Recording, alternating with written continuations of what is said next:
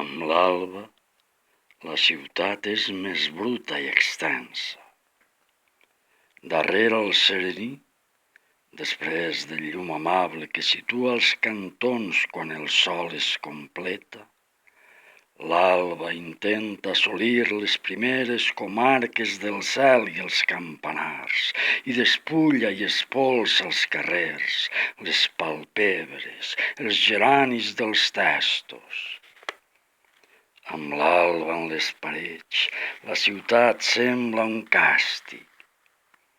A les finestres altes, un llençol perd les vores, el vi i el llibre tornen. No sentiu congregar-se l'alè dels matrimonis colpejant contra el clima?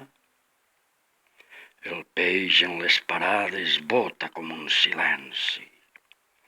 No veieu com s'afanyen el taulell detingut, la campana que es trenca? Un home sense dents busca un tren o una losa. No es reintegra el càlcul al curs del cansament i al cos llarg de les dides? El neguit apareix sota les fiambreres.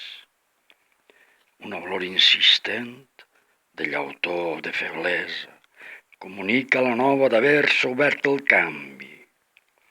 El vell impuls atònit que domina les boques s'amplia en els vestíbuls. La ciutat, presonera de la teula, s'hi esgota. El sol o la nit plena potser la protegeixen.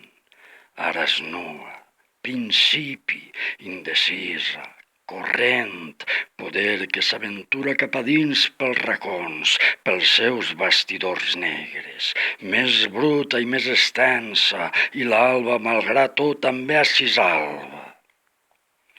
El pa acaba de coure, un pa pastat amb ferros, sense sal, sense força, avança sordament, lleuger contra la urgència.